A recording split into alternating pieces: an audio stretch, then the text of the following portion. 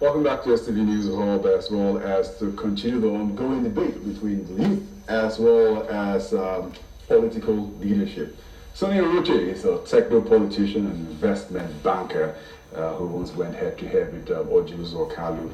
The governorship primaries for Abia State in 1998, once contested for the chairmanship of the PDP. Served as Executive Director of Finance and Accounts of the Transmission Company of Nigeria from 2013 to 2017. Great to have you join us for the discussion this morning. And I'm sure you've had comments made by the president sort of saying that a number of Nigerian youths, rather than work, will prefer to wait for handouts from the government for housing, education, simply because Nigeria had oil. Something Professor Akimabu Uje called the wolf syndrome mentality. So to tell us your impression of what the president's state of mind with a significant percentage of youth for him to have mentioned, it means there is something that's going through his mind, the number of youths who are largely unemployed according to data and statistics. But what's your thinking? First and foremost, the forum in which the president chose to make such a remark, if it is true, is not the best. A president should first address his people at home, particularly the youths. And I don't agree with the president if he said the Nigerian youths are waiting for mere handouts. We see them every day. They are the first week of they get the 5 a.m. buses to go and open their offices, to apply their trade wherever they go to. They have excelled in the area of sports, of entrepreneurship. You see young Nigerians doing a lot in the ICT business, a lot in cloth manufacturing, in furniture manufacturing, and you see a lot of them striving to achieve because government hasn't provided what government ought to provide. You recall that Mark Zuckerberg of Facebook heard about the computer village in Yaba and came all the way from the United States to see the wonders that these boys are performing. Go take Aba, for instance, in Abia State, my state where I come from. The boys they make shoes, they make leather belts, they make boots for the military.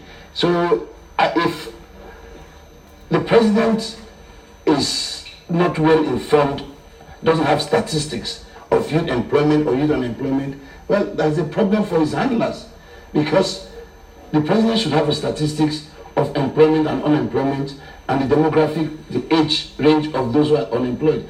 And of course, government also has set its responsibility in providing jobs, because government in Africa is the largest, supposed to be the largest employer of labor. And if you go out and say your youths are unemployed, are uneducated, whose fault is it? Now, does this damage the marketability of the human capital in Nigeria, knowing that in terms of population, youths are more in number? We're about 70% of the population in Nigeria. Now, does this damage the marketability of potential investors, knowing that our president could say that we have a young, timid population who are lazy, maybe not in his exact words? Do you think it damages anything at this point? I don't think it will damage anything, because the investors do a more thorough analysis of any country they go to. So they will probably not take too seriously what the president said about the marketability of our youths, because they know that when you go to schools like Harvard, Columbia, Manchester, Birmingham, Durham, and all the best schools in the world, Nigerians are there. When they finish, a lot of them come home. And if you don't use them properly, the foreign investors who understand and who are well informed and grasp the issues at stake about education and marketability and the dexterity of the Nigerian youth will come anyway, irrespective of government. All they need government for is to create the enabling environment. But you know that the president is the #1 public relations officer of the country. He projects the country, in a good light or in a bad light. So in this case, he has said something Nigerians termed derogatory concerning the youths. You think it's not going to affect? Okay, for example, there was a meeting in Washington, D.C., and our ministers were not there to represent the country, or those of them have given their excuses. Emir of Kano said the ministers are lazy.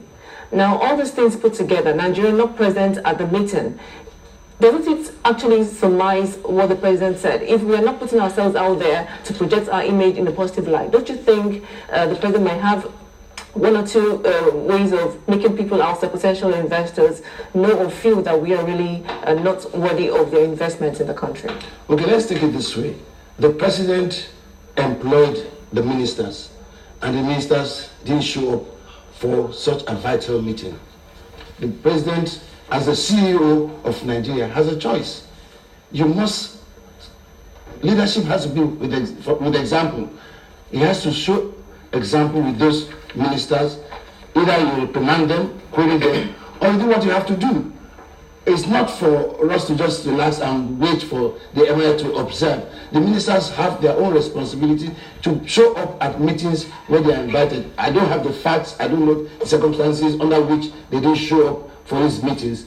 But if truly they were invited for this foreign investors meeting and they did not show up, it's a shame on Nigeria. And well, you're right to an extent that a lot of companies are leaving Nigeria to other countries like Ghana.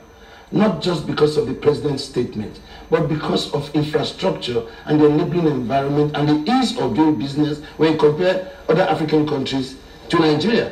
Don't forget that the investors have a choice. I'm not unmindful of the fact that they have a choice. Investment funds will go to where they are pampered, where they are nurtured, and where they are respected. So for the president demarketing Nigeria, if that was what he did, because I've not listened to the tape, is rather unfortunate, and his handlers, before a president goes on a foreign mission, people should sit down, brainstorm, and have a kind of sensitivity analysis of what you assume that they're going to ask you, the question that the press would ask you, what you have to say. You role play and come out with an answer or scenarios that will fly. Yes, he's the chief marketing officer of the country, and his handlers have a serious responsibility and an indictment for letting the president, if he did make such a statement, they should be held responsible. But my own take here is to encourage the Nigerian youths. Don't let anyone give you the tag that doesn't belong to you. Nigerian youths are hardworking. I see them every day. I work with them. And also it depends on your own sphere of influence and interaction. If you interact with lazy youths, yes, those are the kind of youths you get. But I know that in Lagos, in Aba, in Onitsha, in Umuahia, in Kano, youths have energy. They work every day. We see them. They are footballers, they are musicians, they are technicians. And when you come to the power sector, linesmen, people who climb the towers to fix your power. Old men can't climb. It's the youth that can climb to do such dangerous jobs. Even in the military, in sports, our youths have done very well. But then, out of every 12, there must be Judas. I'm not saying that they are perfect. They are 100% perfect. American youths are not 100% perfect. The English youths are not 100% perfect. You will always have deviants in every society. So do not hone in or emphasize on the deviants in your society. Try and pop up and encourage the ones that are doing well. You know, there are certain things that the president said people will call facts. For example, he was asked a question on the Northeast situation. The fact that people are living in poverty. But there's something I want to bring out here as we post questions to the Nigerian youth on the sort of things that people are going to be asking questions following the president's comments.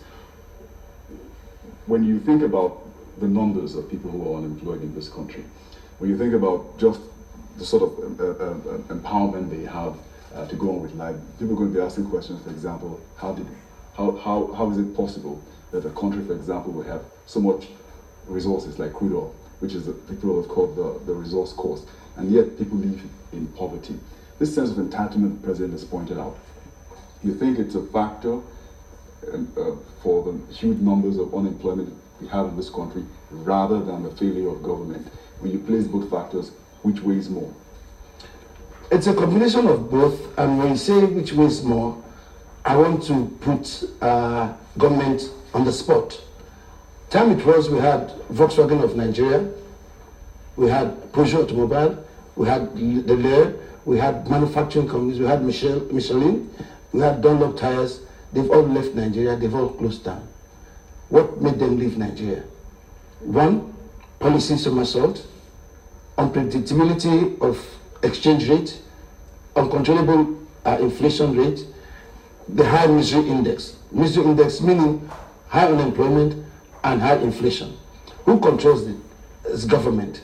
So if government fails in its responsibility of creating an enabling environment for companies to thrive and provide employment for the youths, then government has that albatross on its neck. Then you come to the quality of education. If you check the statistics of admission to federal institutions, secondary schools, universities, some states like Abia, Lagos, Oyo, Imo, Anambra, students have to score as high as 86-90%. Whereas some other states in the north, Zamfara, Yobe, Adamawa, they score as low as 15%, and they get into federal institutions before those who scored 80. What kind of graduates do you think such universities and tertiary institutions will produce? Half-baked graduates, functional illiterates.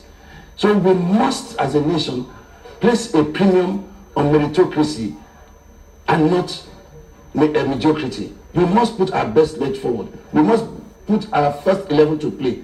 Whenever we put our first 11 to play, we win. But this sort of government policy we have, over the years, I've had former military President Ibrahim Babangida argue that there is no way on earth you cannot have everybody from this country represented in a board or in a team. You must find that person out one way or the other, even if that state is educationally disadvantaged. So they created policies, for example, like the quota system, and you have a school sort of system where you have people with low marks still get into universities and colleges. Over the years, nomadic education and all those policies meant to help educationally disadvantaged states. Has it helped? No, I don't think it has helped. Every state can bring you the best mathematician, the best physicist, the best medical doctor, even in Zamfara and some of these states we mentioned that are termed educationally backward. If you search properly, you get the best. But the problem with our country is godfatherism. You bring your nephews, you bring your cronies, even if they are not qualified for the job. For us, the technical side to build a nation like this, you bring in your best. Then you understand the plight of the less fortunate. Yes, you look for the skills that they can handle. But when it comes to the productive capacity of a nation, what will add value, what will create value for the country, you bring in your best. You are competing with countries like Israel, you are competing with countries like the United States, you are competing with countries like Cote d'Ivoire, you are competing with countries like Ghana. Yes, affirmative action, but affirmative action is given to people who are qualified, but due to some circumstances, either race, color, or religion, they are discriminated against. Give me your best. Don't go and give me lemons and say they are going to be medical doctors. They are going to be butchers. They are going to kill people. Mr. Iroche, sorry to put you on the pause, but let's play this clip where we have the President, Muhammadu Buhari, address world leaders and take questions to the Commonwealth heads of governments.